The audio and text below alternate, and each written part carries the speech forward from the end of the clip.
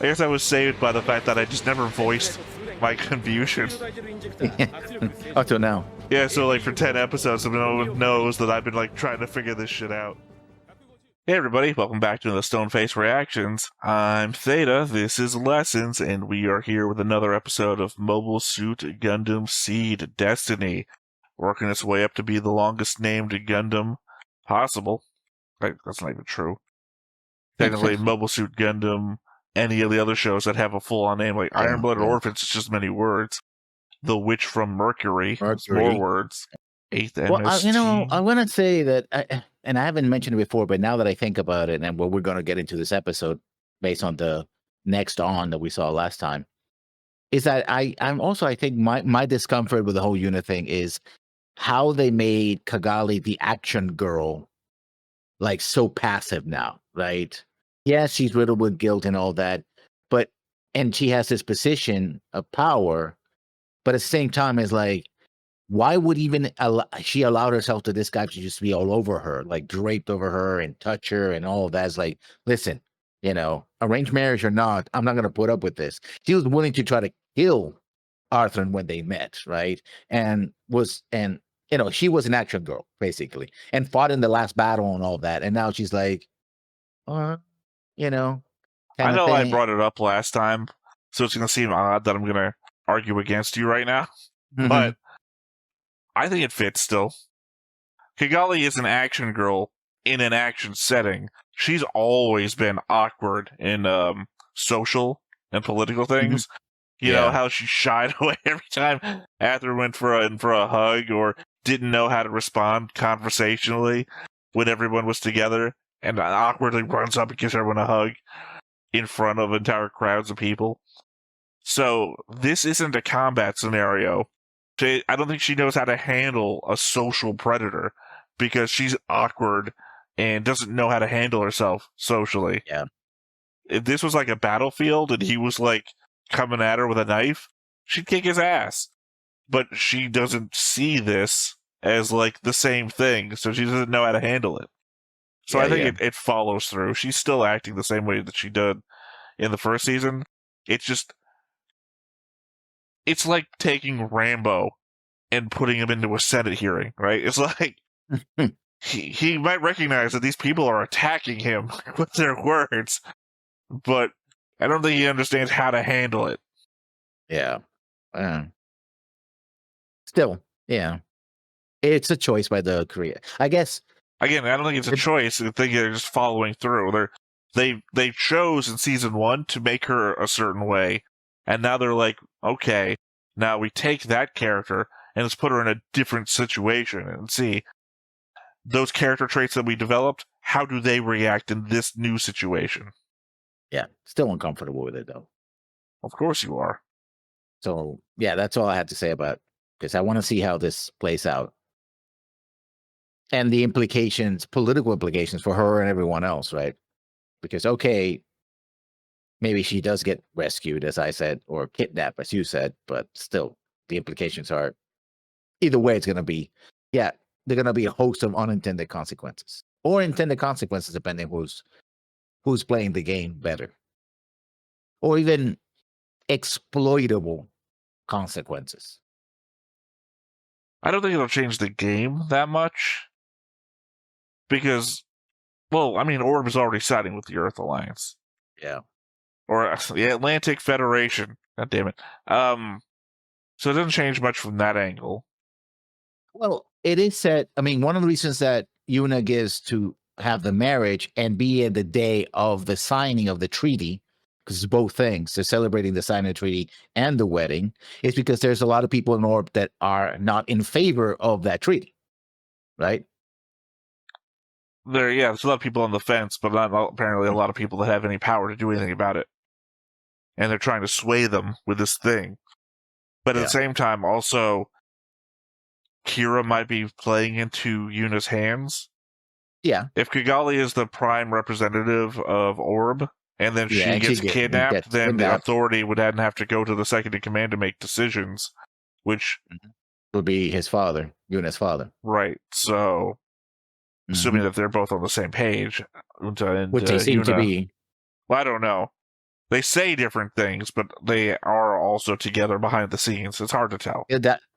I believe them more and more because every time Yuna says something, except for the first time they met, where his father was like, "Oh, you're too much." He also has his own smirk, like, Well, no, I mean more so the discussion that we had back in last episode, where Unta actually gives the logical, the harder to argue against argument because it actually has merit. It applies to the situation and the country that Orb used to be, and is very not progressive, but it at least follows through on what Orb needs to do to survive, just not in a way that you want it to. Versus Yuna's, which has no merit behind it whatsoever. Yuna makes gaslighty, emotional arguments that sets Kigali off track. Yeah, but I think they're tag teaming her, right? Yuna. So I'm not going to be able to forget your previous end of thing that you just did. Now you use the word tag team. In a wholesome way, I hope. Well, not really, because they're in a family way. To them. Yeah. That's your sister. In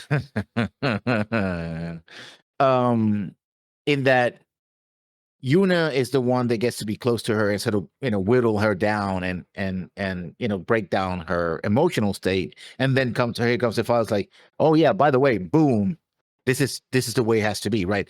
Once her defenses are down and she can't argue, then he comes with the actual solution. Oh well, since you don't have any other solution, this is what we're gonna do, right? And it becomes a sort of fait accompli, right? It's like, well, since you haven't given us a better direction, might as well do this because it's the only option we have, right? Yuna neutralizes Kigali's position and moral arguments, etc., and turns like, oh, you're just being childish and this and that, and then it's like, and here comes the adult in the room saying, yeah, no, by the way, this is what we should do, right? I don't know. It just feels like it's unnecessary. Like Unta makes logical arguments that don't need Yuna tearing Kigali down and setting her off course, because I don't think she has the answers that they're afraid that she would make. Yeah, but I think they want to make sure that she's on board, right? And also make her look like, this is the worst onboarding I've ever seen. And also very much they're making her just what she is now, a figurehead, right? She's leader in name only. Well, except that they're not doing anything. They're not making her a figurehead. She's already a figurehead. Yeah. They said they're not doing anything that changes anything. Like well, if I walked past your house, it'd be like if I walked past your red house and shot a red paintball pellet at it every day. And you're like, that's the same color as my house. You're not doing anything. The argument that I went back about actual power, right? And whether she has actual power or not. And what they have done essentially is like, she's still there. She has the title, but they're the ones holding all the reins, and they want to make sure everybody knows it. First, by discrediting her and her arguments, and then by having everybody in the room look to the older man who is making the reasonable. It's like, oh, yeah, Kigali, what do you? Oh, yeah, never mind, sir. What are we gonna do, right? It's that kind of power dynamic. So, like, if you were walking to an office meeting, you're like, oh, we shouldn't do this and that, and somebody, breaks it down, and then some other guy was like, this is what we should do, and that creates a pattern where everybody's like, eventually what's going to happen is that people are simply going to ignore her completely no matter what she says, because it always ends up the same way. It's always a reasonable person, right? I guess that's the benefit between government and corporate business, is that I would have taken this to HR a long time ago. Yeah, except for HR doesn't really work for the employees. Except that I'd be literally the president of the corporation in this analogy, going to HR about this problem. Which I guess HR would say, well, why don't you just fire them? And I'd be like, well, I've got to go through the processes, so I need you to come up with some paperwork to show that, one, they're being very detrimental in corporate meetings, but also when I walk into the hallway, I think this is sexual harassment, the way that they're grabbing me. Except that the combination of the two means that you would not feel like you could go to HR, because Because, for example, would say, well, if you go to HR, everybody's going to know about it. It's going to be very messy, and there might be a I think there's also the element that we're both Yeah. men in this scenario. Yeah. So, and we don't have the mindset to know what it's like to have this done to us. Yeah. I mean, there's also the element that if it was done to us, we probably think differently than how a woman would think in this scenario. Which is to say, I think the common, I don't know if I'm going to edit this out later, but I'm going to say it out loud anyway. The element of, like, when you think about teachers at school, like the young boy that hooks up with a sexy teacher and everyone's like high-fiving each other.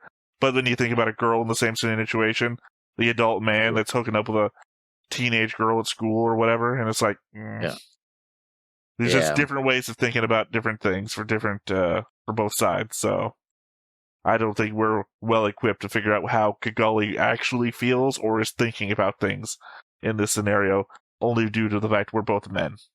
Because it's easy for us to say, oh man, I'm just going to pop Yuna in the jaw and fucking be done with this. But we're not in that position. No. Well, those are my thoughts. All right.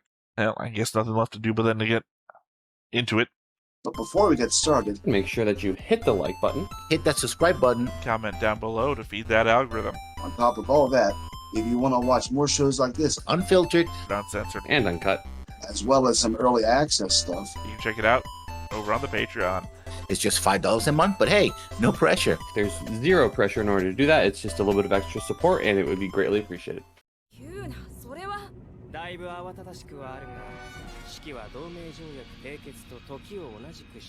Who decided?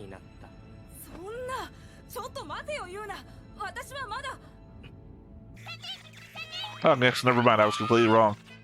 I haven't agreed. Yeah. Yeah, you didn't bring that up last episode when we were debating. Well, I didn't remember it specifically, so. I did it. The fact that he grabbed her hand and said, "No, you gotta forget about childish things," right? Well, that's because he does a whole weird thing about rubbing the ring as he's talking to her. Oh, it's a shame the gem on the ring isn't quantum entangled. Macross.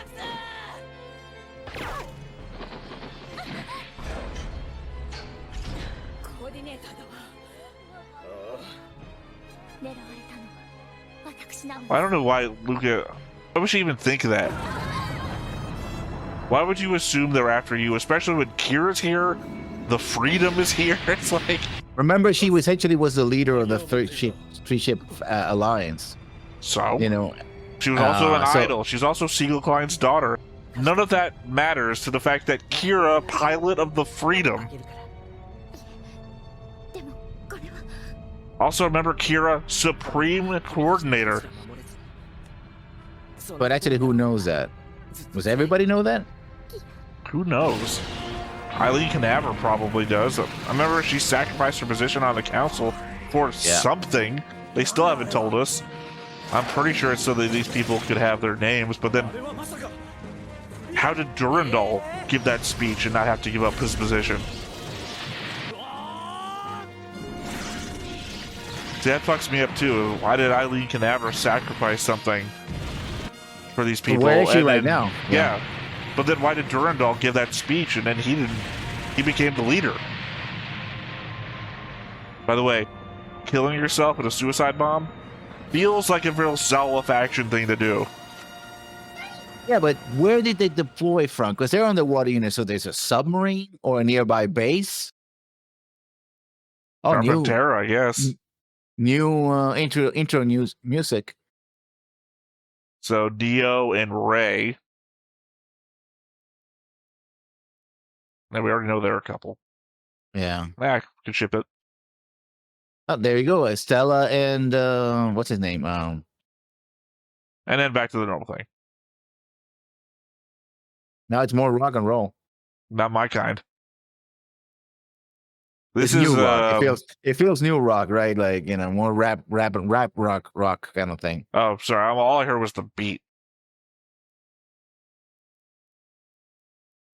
Okay. Does she recognize him? More guns than the original. That's all I'll say. Yeah. That was Mura, right? Literally everyone is holding a weapon. I don't think they were all holding weapons before, were they? No. This is like E.T. post the censoring. Mm-hmm.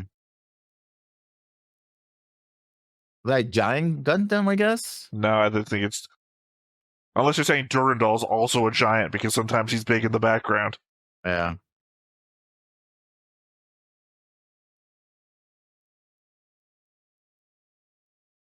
And then they all died from asphyxiation. I don't remember what I was saying before the new opening. Also forgot that I actually had to talk through the entire opening because nobody saw whatever we're looking at.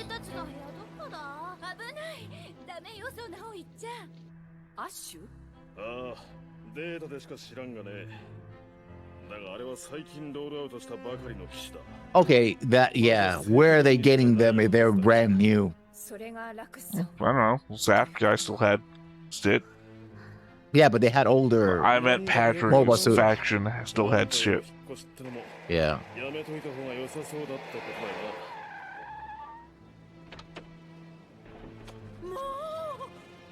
Haven't seen her since season 1. Yeah. Kigali's caretaker. Mm-hmm. Yeah, but that's the thing. If they're brand new, that means that they either got stolen from Zaft. That never happens unless we pay attention to episode 1 of the season. Or they were given by Zaft. Literally, we've already seen a stolen thing. Yeah. お嬢様はもうご自分でこちらにお出かけになることすら叶わなくなりましたので、マナがこっそりと預かってまいりました。何？どうかしたの、かがりさん？お怪我でもされたのですか？いいえ。Sorry, there's something in me right now that just wants him to tear it in half in front of her and say, I'll kill you. But it's not a birthday, so I guess we can't do that. It's just a wedding. お式まではあちらのお宅にお預かり。その後もどうなることか、このマーナにもわからない状態なのでございます。そりゃもうユーナ様とのことはご幼少の頃から決まっていたようなことですから。I guess one more thing to blame her father for. それは心からお喜び申し上げることですよ。でもこの度のセーラーのやりようと言ったら、それもこれも何かというとご両親様がいらっしゃらない。 Take a breath, lady. Come on. キラ、すまない。ちゃんと一度自分で行って話をしようと思っていたんだがな。ちょっともう動けなくなってしまった。オーブが世界安全保障条約機構に加盟することはもう無論知っているだろう。そして私は今ユーナロマとの結婚式を控えてセーラン家にいる。ちょっと急な話だが、今は情勢が情勢だから仕方がない。今国にはしっかりした皆が安心できる指導者と体制が確かに必要なのだ。この先世界とその中でオーブがどう動いていくことになるかはまだわからないが、たとえどんなに非力でも私はオーブの代表としてすべきことをせねばならない。Not. 私はユーナロマと結婚する。同封した指輪はアスランがくれたものだが、Oh, not even what I said. She took it off herself. でも私には今ちょっと捨てることもできそうになくて、本当にすまないんだが、あいつが帰ってきたらお前から返してやってくれないか。ちゃんと話もせずにこんなこと、本当は嫌なんだけどな。頼む。ごめん。I mean, it's not like she could run away like she did before. Yeah.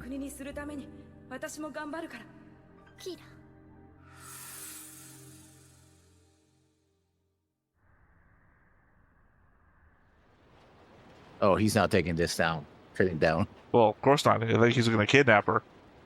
We saw it already, man.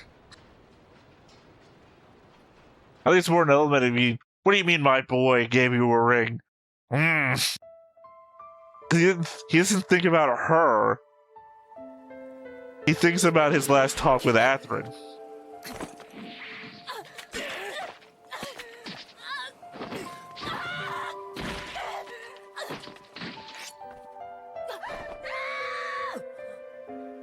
They're a girl? Yeah, because nobody fucking recognizes Kigali as a girl for some reason.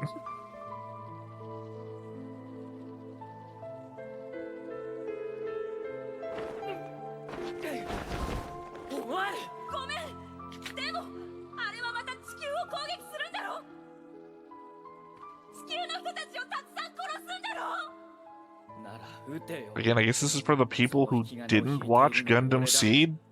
Yeah.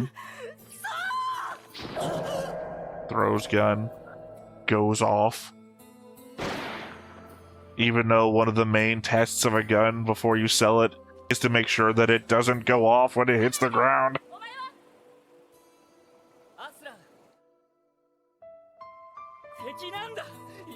Implying that zaft weapons designers are worse than modern day weapons designers. Yeah.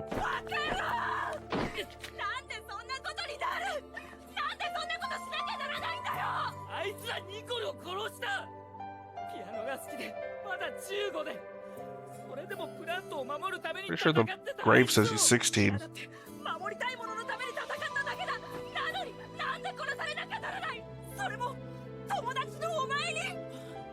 It's better to be killed by a friend than a stranger?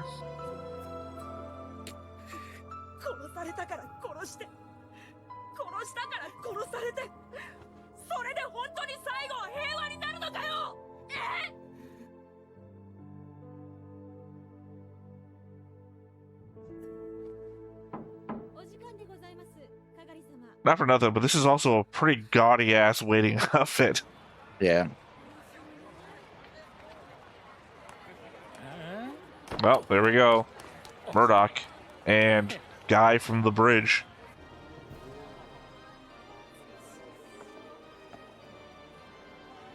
I'll say this, Gundam has the worst bridge bunnies.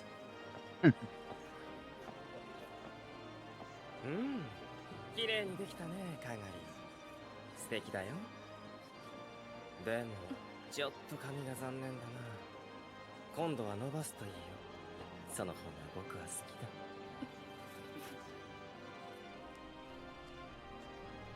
だ。Well, that's a horrible car. Yeah, Homer Simpson designed it. Yeah. Ruined his brother's company, though. 緊張してるの？さっきから全然口も聞かないね。いや、大丈夫だ。心配するな。いいえ、大丈夫ですわ。ご心配なく。だろ。しっかりしろよ。What did you fucking say to me? Yeah. ほら、マスコミも山ほどいるんだぞ。もっとにこやかな顔して。でも、本当にそれでいいのかしらね。ええ。てか、もうそうするしかないし。I still don't get where Kira goes from, I better kidnap her. 本当は何が正しいのかなんて、僕たちにもまだ全然わからないけど。でも、諦めちゃったら。Again, it's the Batcave scenario, right? Yeah. Who the hell doesn't know about this? わかってるのに、黙ってるのもダメでしょ。その結果が何を生んだか、僕たちはよく知ってる。Oh shit. だから行かなくちゃ。Is the purple-haired woman his mom? His fake mom, not his real mom. The one that has his last name, the Mrs. Yamato. Yeah. Maybe. I've been wondering who the hell she was this entire time. I just realized, oh wait, there's only one purple-haired woman I know from Orb. This is the clip show episode, I think. Yeah. Yeah, I think that's her. Then what happened to Mr. Yamato? He didn't fucking die or anything as far as I remember. I'm sure commenters can let me know if I'm right or wrong about this. Or how obvious it's been that nobody even thought I was even questioning, but... It was like... Mao-Shio doesn't have a wife? What the fuck is this woman?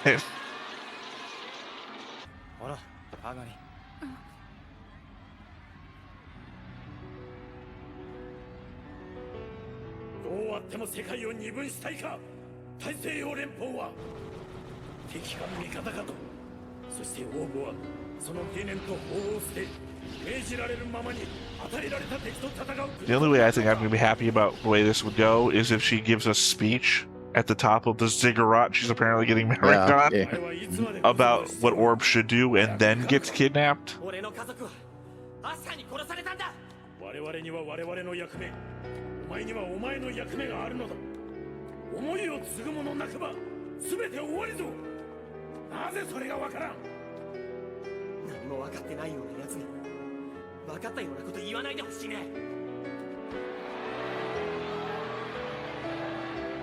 Cigarette and Greek ruins, I guess. I guess this is supposed to be Delphi? Yeah.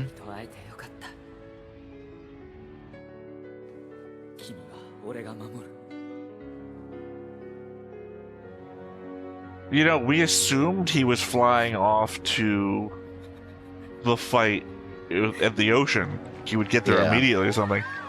Maybe he's gonna get here. Mm-hmm. But he flew somewhere, right? Mm-hmm. Unless he's going to Carpentaria. Well, that would be a off-putting arrival. さてと、外装衝撃ダンパー出力 30% でホールド。 This Wallfield's our new bad girl. Or that other guy who apparently didn't come back. Yeah. バルトフェルト隊長。やっぱりこちらの席に。I want to make him captain. いやいや、元より人手不足のこの船だ。状況によっては僕は出ちゃうしね。そこはやっぱりあなたの席でしょう、ラミアス艦長。Oh, there's the other guy. They're just taking different seats.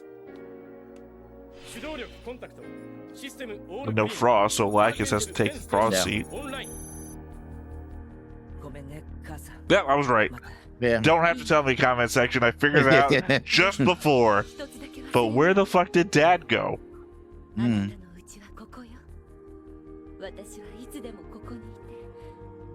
I guess voice actor not appearing in this season. Yeah.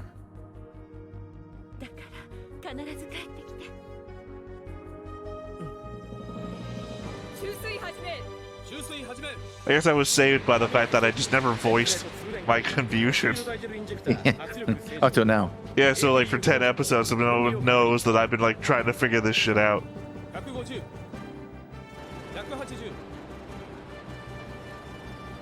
Not the greatest water animation.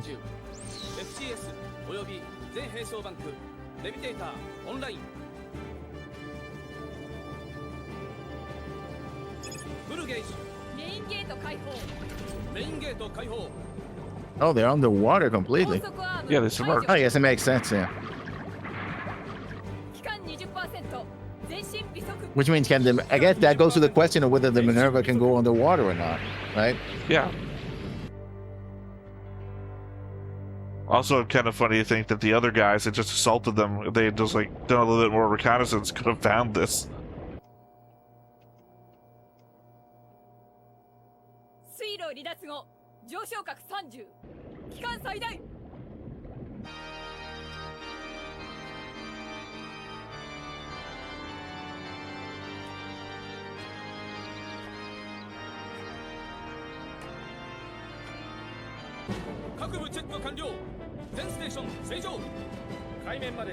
Again, though, they're gonna fly off and interrupt a wedding unprompted. I hope we misunderstood the next time on, and that was Athrun. Athrun kidnapping her right there, fully appropriate. Would make so much more sense. Yeah.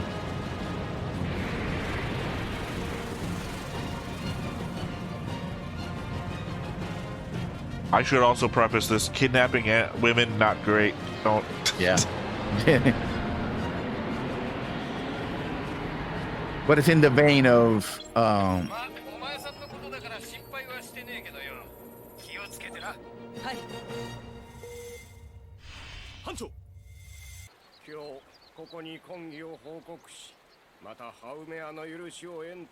Haumea's permission.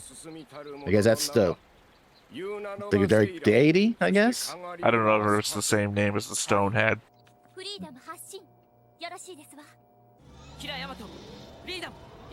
Well, that was wrong. I was really hoping for that Athrun thing that we just talked about.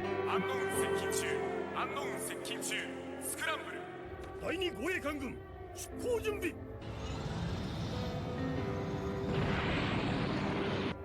アンノーンってこれはアークエンジェルだよな。ああ、それにフリーダムだ。 Okay, I guess we all know about it. 心より願い、また永遠の愛と忠誠を誓うのならば、ハウメアはそなたたちの願い引き届けるであろう。今改めてと。 But again, she's doing this to try and ensure the safety of the people of Orb. And taking her from this...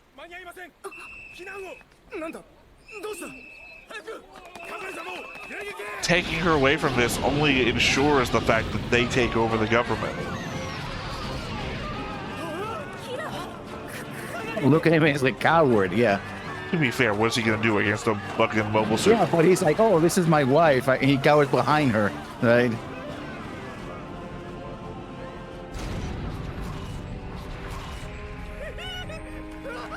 Yeah, he just runs away like a coward.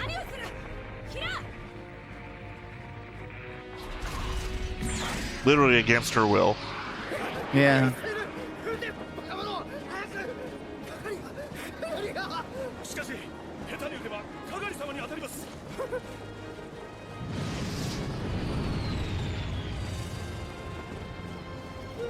I will admit, that did seem like genuine concern, though. He wasn't like, oh no, my meal ticket's about to fly off. He's like, good golly. No, I think it's very much his meal ticket. Like, no, first he cowers. He's like, fire, fire. It's like, oh.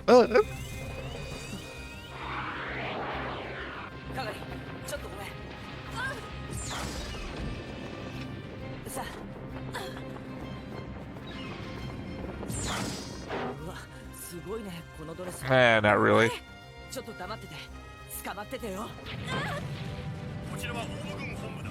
フリーダム、直ちに着陸せよ。フリーダム、直ちに着陸せよ。ごめんね。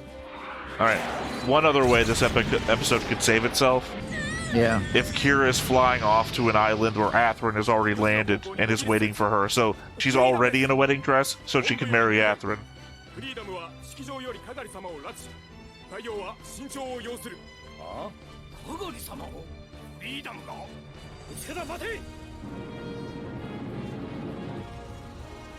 Nope, no again. Alright.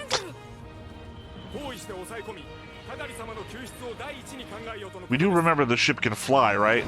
Yeah. We forgot that for the Minerva, apparently, so...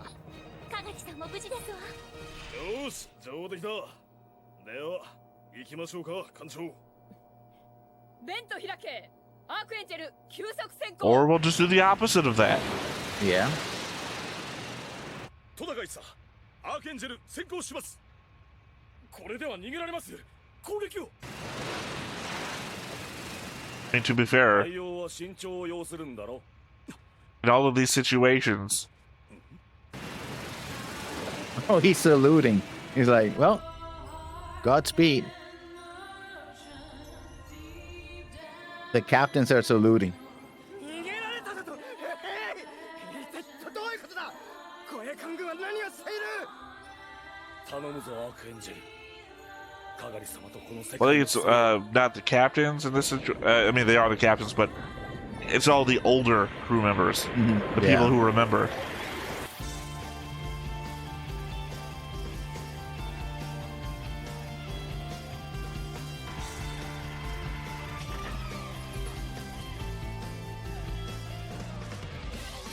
That is a horrible makeup job. Yeah. Also, this again. Another change of ending, right? Well, no, I mean the seed one from before the first season also had the flowing up. Now we're doing both sides. Yeah.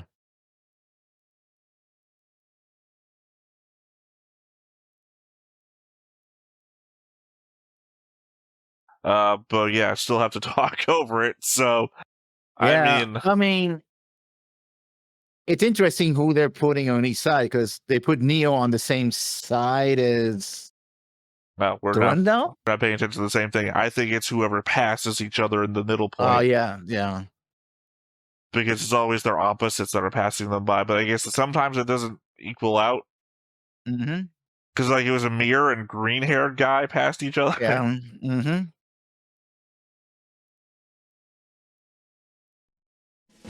正しいと必要と今知りうるすべてで選んだ道が時の針はそれをも嘲笑うかのように進む知らねばならない本当の未来の顔はどこに Give the ring Yeah, back. you give him the ring yourself. 新たな Yeah. 道へと進む次回機動戦士ガンダムシードです That ring goes back, yeah. 戦場への帰還夢見た世界へ駆け抜けろセイバー So is the Archangel going to fight the Minerva? Is that what's going to happen? No. I don't think Why so. would they? Yeah. But you see, was it Yasik who was taking somebody captive, like putting a gun to their chin? That was an Earth Alliance uniform, I think. Mm-hmm. Right, they're at war with the Earth Alliance. Why wouldn't they? Yeah. Right, True, I but- was thrown mostly in that scenario because that guy looked like he was drawn. His face was drawn in the Mhm. same style I'm used to seeing in Infinite Rivals, which I've been watching. So, Yeah. which is to say, he led an adult body with the face that I've seen on many like teenager kids in a different show. Mm-hmm. So, that's what I was thrown by. Yeah, I don't. Why would you think they would fight the Minerva? I don't know. We don't know where Neo, Roanoke, and their ilk are. So Right, which is the enemy ship. mhm. I don't know, you just proposed out of nowhere that our two allies are going to fight each other for no reason. So I'm just like trying to pursue why you even proposed that. I don't know. I mean, but we do see that in the ending of the original ending that lasted for the first 10, 15 episodes, the Archangel was destroyed. So I don't think the Archangel is going to last it? a lot. You don't know that it was the Archangel. Yeah. It looked like the Archangel. So there's Didn't look like the three Minerva, ships that look or- like the four now. Then four ships that look like the Archangel. No, but it has the forward pontoon thing. So, Okay, that's still three other ships. But the ones that we've seen so far in this series, only one of them looked like the Archangel. Wow, we can't just denote it to this series. Literally, one of the ships we hadn't seen in this series just came back. You're like, why can't it be that ship? Well, the ship you're talking about being destroyed in the thing just came back. So, I don't know if it's going to last long. also, that ending sequence is over. We went to a new Mhm. sequence, and it didn't get destroyed in the sequence of sequences that it was destroyed in. I don't know. I don't know. This episode didn't make any sense to me. I mean, Yeah. the ending of it didn't make any sense to me. Let's be fair. There's only like 15 minutes of this episode that's anything. The Yeah. rest of it's clip. And then of that, obviously there's the whole, hey, that's his mother thing. That just came to me. So, I mean, I don't think you recognize that it was his mother. No, but now that you mention it, I can't talk about I it. don't think they spent any time in the movie version for you to No, have seen no. that. And No, obviously you're not paying that much attention to the board to have seen that they're on the board. So, yeah, I guess that one was only on me. Them setting up the entire launching of the Freedom and the Archangel. That's just a thing. Like, obviously, what are you Yes. going to do? That's a launch sequence. That's Well, no, Cool I just launch mean sequence. that obviously they're going to leave the place, the house. yeah. You got Murdoch and what's his name from the bridge come back. Wakefield's not the commander, so she's now become the captain. Well, again. the other guy from the bridge didn't come back, so that's what he's Yeah, saying. yeah. They're understaffed. Well, they've always been Mhm. understaffed, though. Yeah, that's always been the Archangel thing. And then the wedding. Mm-hmm. And I don't know And why you- these two things had anything to do with one another. Like, to send them the letter, cool. I'm doing this for my country. I don't give a shit about your country. Kidnapping. I mean, she clearly didn't want to get married. It's just that she didn't said so. Cool. But she was about. I don't want to see Yeah. the doctor as many times as I do, but it's something you've just got to fucking do, right? I need to take care of my country, which involves doing this thing I don't want to do, so I'm going to do it. I didn't send you a letter, so hey, kidnap me. I said, give this ring back to Athrun.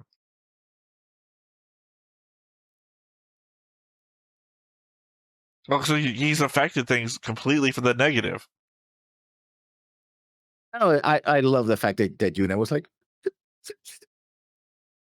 you pathetic little shit. Right.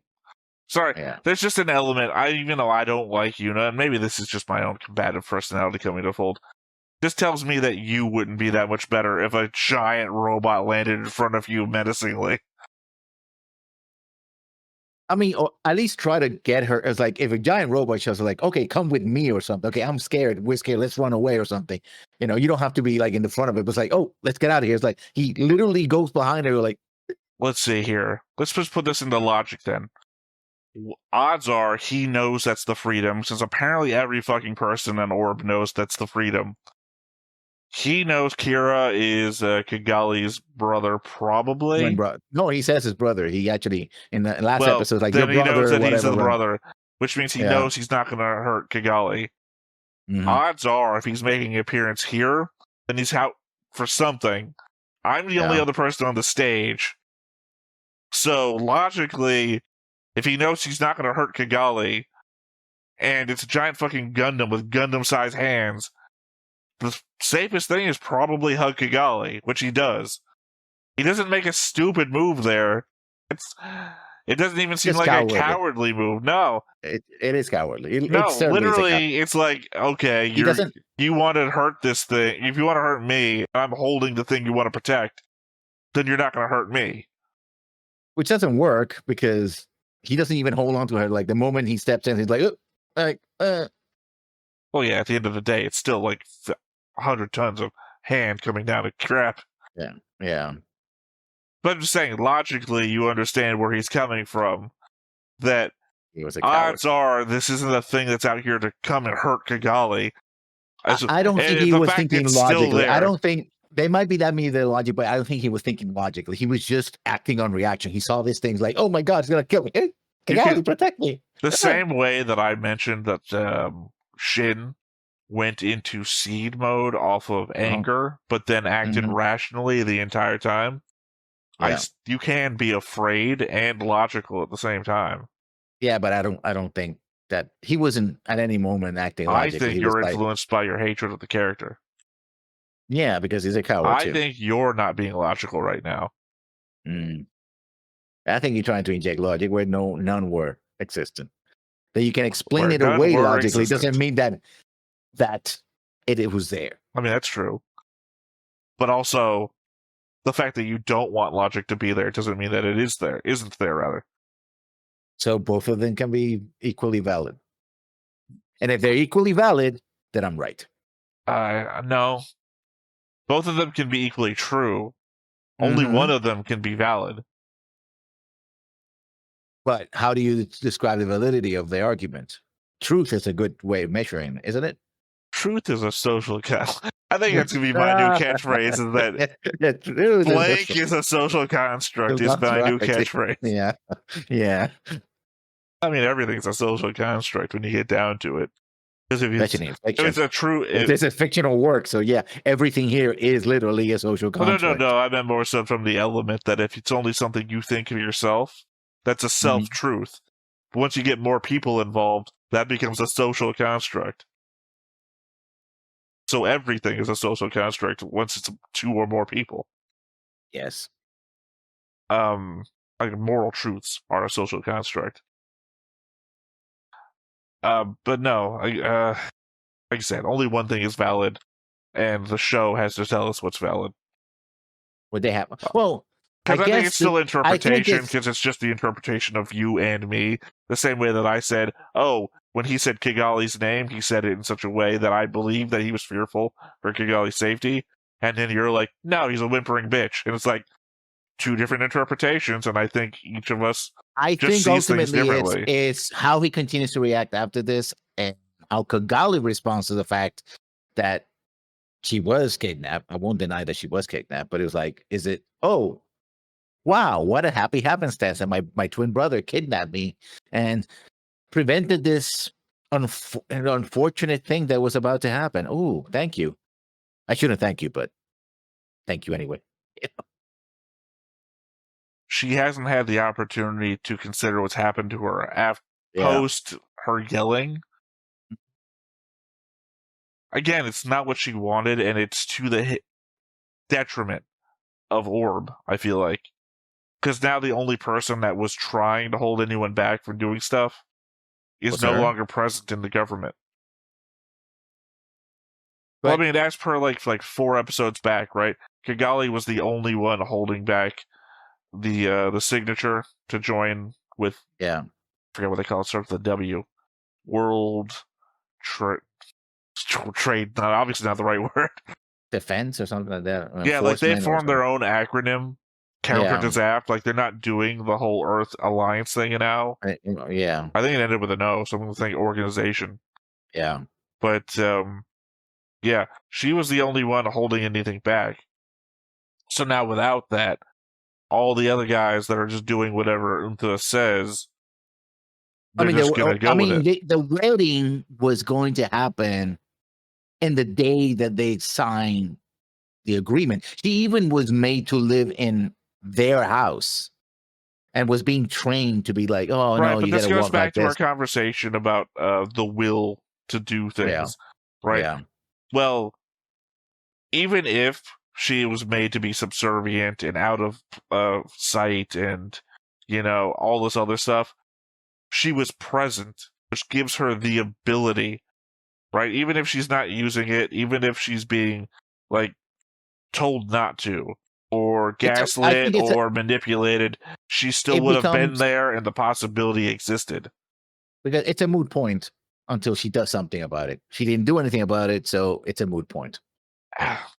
It's the potential. Again, it'd be like if we were playing a tabletop game, right, and I had left a bomb, say, in someone's closet, and it turns out that one day my enemy is visiting that house, and it just happened I had a bomb in that closet the whole fucking time. This is the opportunity. The potential is there. I could end this. Well, a vote comes to pass, and this is the game changer about what Orb is going to do in the future. Kigali, still on site, could make a decision that changes or sways people or whatever. I think that what they would have done is the bomb in the closet. Yeah, no, because they would just locked her up in the Syrian household. It's like, yeah, we're taking over. Except that here's the problem. They would never give her the opportunity. Problem. You just described a moment of action. Kigali is still a girl of action. This is locking her up. That's a breaking out move. That's what she did in the fucking first season. This isn't one of the new situations where this is like a social interaction problem that she's having a hard time dealing with. You described locking her up. She'll break out and go into action mode for that. But she didn't. She wasn't locked up. Kind of was. No, they said they're keeping her at the house. Yeah.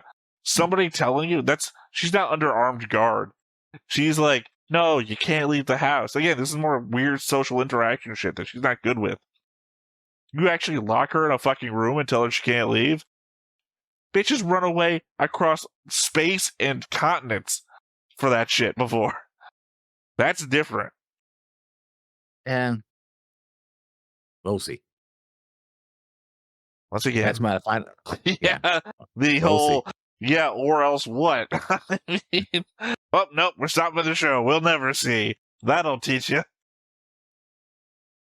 All right, well, I guess that's it then. Once again, I have been Theta. This has been Lessons. We've been Stone-Faced Reactions, and we will catch you next time. Bye-bye. Hey everybody, thanks for watching another Stone-Faced Reactions. If you have an idea of another video we could go ahead and watch, go ahead and put it in the comments down below and we'll add it to the wheel. Be sure to like, comment, and subscribe, and let us know what you thought about this video, what parts you liked.